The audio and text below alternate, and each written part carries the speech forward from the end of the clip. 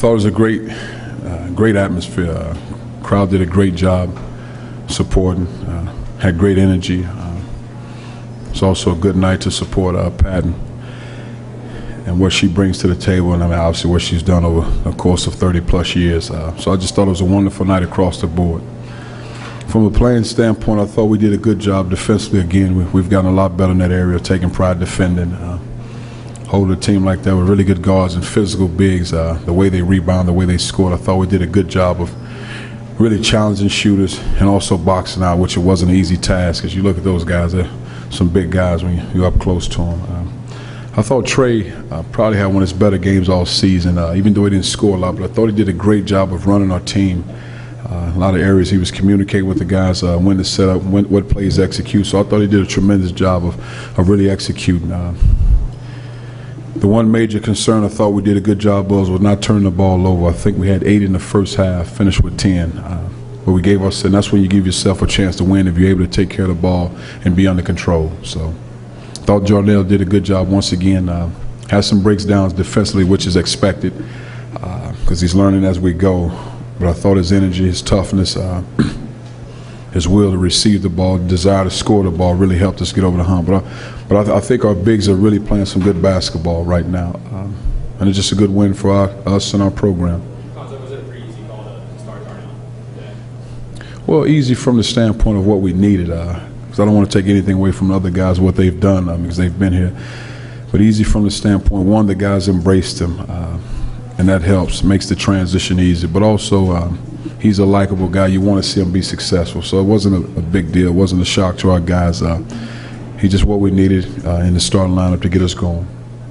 Coach, you talk about him being that young and still looked like he made some big game adjustments. Like first, looked like the length kind of gave him some ball first. He stepped out, made a couple jumpers, and put the ball on the floor. Just to be able to do that, he should be a senior.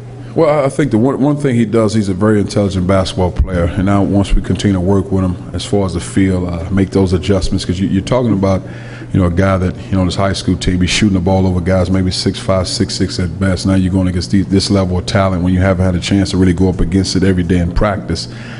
And just making those necessary adjustments to use his bottom, use his hips and his shoulders to get that shot up. But it's a major adjustment from his standpoint. He got 12 boards today. Can you talk about that? I mean, he really boxed out.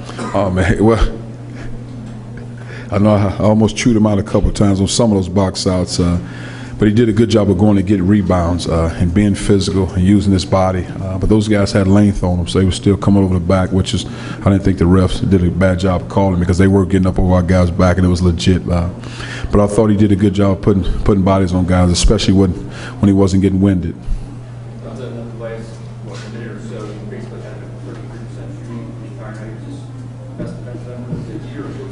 I think close to it, but once again, this is where a Tennessee team will defend. I mean, whether we hold them 30, 40, this is where Tennessee will defend as long as I'm a part of this program. And I think it's very important that we understand this is how you win big if you can defend at a high level. And I'll tell our guys, let's hang our hat on the defensive side of the ball because you never know when shots will fall. And when you're playing against teams of that level, I don't know how many times you're going to shoot 50+% from the field because they have guys that can play and make plays as well. How much of that defensive effort was focused on Napier and Lamb that they got their points, but they took like 40 or 35 shots? Well, the thing we talk to our guys about, those guys going to make shots, they'll make plays because they shoot a high volume of shots. And they're very talented guys, and they'll make a lot of money.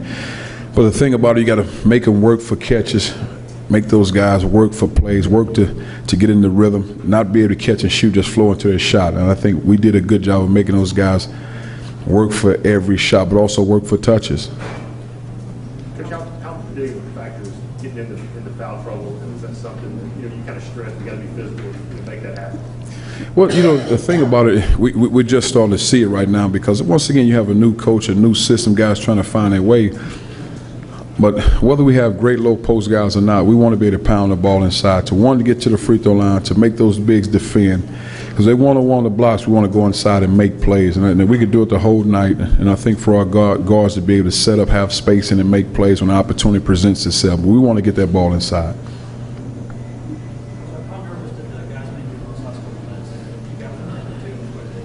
Well, I just think it's part of the growth of, you know, going through it, being in that environment, finishing games, not celebrating with 2 minutes left in the game. That's a very talented team, and when you got guard play like that, they're always in the ball game. So for us, it's just finishing the game, making free throws, and I thought Skylar did a good job of stepping up and knocking those free throws down. But you know, for the most part, it's just once again going through it and being in that situation. Did you, he took the inbounds pass, it looked like he didn't want to realize it. Did you want to foul in that situation? Well, that's why I had him in the game, because he can make free throws, and you can see he didn't want to pass that ball. He wanted to step up and make free throws, and that's what you want in situations like that. A guy to step up and be the one to make the play, and he did that. Coach, you talked about growth, and similarly, you guys got up by 7 early in the second half, and then went through that scoring. Kind of like you did in Kentucky last week, but they were pulling themselves out of it. And does that, you think that's a sign of not losing confidence and being able to kind of pick back up? Well, I think so. And like I said before to our guys, you have to go through the fire in order to get where you're trying to go. And it's important that every time a situation presents itself, we have to handle it whether it's good or bad. But now we come back and watch film and go through it and learn from it. I just think our guys were hungry for a victory. But once again, when you have an atmosphere like this one, it's somewhat easy to get over that hump. Are you approaching what you want your team to like? I think so. I think we've been approaching. We came up short of Georgia, but you know, we want to win the Kentucky game, Mississippi State game, but the effort and approach was there. The turnovers were unfortunate at Georgia, but we got to do a better job with that. But this is what my eyes would like to see more than anything. Cuonzo, two of the first 3 games during those points were coming against maybe the top 2 picks in the next NBA draft. You've gotten to know the game pretty well. Will you stay grounded around this when you keep kind of staying humble and better as well as? Well, I think I mean, I think it's human nature to go through whatever it is you go through, however you feel, the desires you feel, and the enthusiasm. I mean, because he's going against the best in the land. Now all of a sudden he's sitting there looking, man, I'm just, you know, 2 weeks on campus, and I size up with the best in the country. But you know, when you're an elite player, you feel like you're just as good as those guys anyway. So I don't know if it's a case of being in awe, it's just a matter of getting the reps on his belt, understanding the system, and then going through it. You've been surprised if you win like this, going in, I think, 5 points. Not at all. I mean, because once again, like I told the guys, we have to win the game on the defensive side of the ball. We score 50, 60, 70, that's fine, but we have to defend at a high level from start to finish of games. But I thought, you know, like I said, I thought Trey had a really good game, really guarding Napier, contesting his shots. Napier is a very talented player. He's quick, he can shoot, he can get to the rim, he finds his big guys. But I thought Trey did a good job defending him. Talk about how big their guys were. I think Ron predicted might have been a little intimidated at the beginning. Was your strategy just to go right at it? Oh, you have to keep going. I told him get it blocked. You get your shot blocked 10 times, get it blocked 10 times. But you have to take the game to him. You can't settle for anything. And I thought he did a good job being assertive and being aggressive. They block it, they block it. Coach, can you just touch on Cam? Kind of struggled with Georgia the other night, bounced back strong today. No turnovers in this game. 5 of 8. Well, I just think he was ready to play. You know, as a ball player, you know when you played bad, you know when you came up short, you didn't do the things necessary you need to do to win games. So as a coach, no need for me to beat him across his head and make him understand that, because I know he cares. So when you know a guy cares, you want what's best for him, and he bounced back the right way. Plays with the way the guys have sort of all adjusted to the kind of line rotation. I know you've been tweaking some things there, trying to get the right fits in the first year. Do you guys handle that pretty well? Well, I think so, but you know, I mean, I like for him to handle it well, but the bottom line, you're on scholarship, and that's your pay, so to speak, and you're working hard.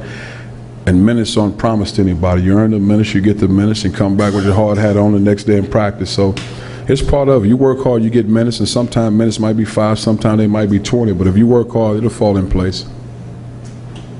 Coach, step out of conference, playing the defending national champions. Could have gone a lot of different ways, and I know you're not necessarily emotional on the outside, but could it have gone any better for you? I mean, obviously you won, but given the way that you won. I think it's great for the fans. You know, for me, it's just one day at a time. I'm happy for our guys because it never stops. I mean, I have to get on this road, go recruiting as we speak. So for me, it's just the next day and trying to find a way to beat Vanderbilt. Thank you.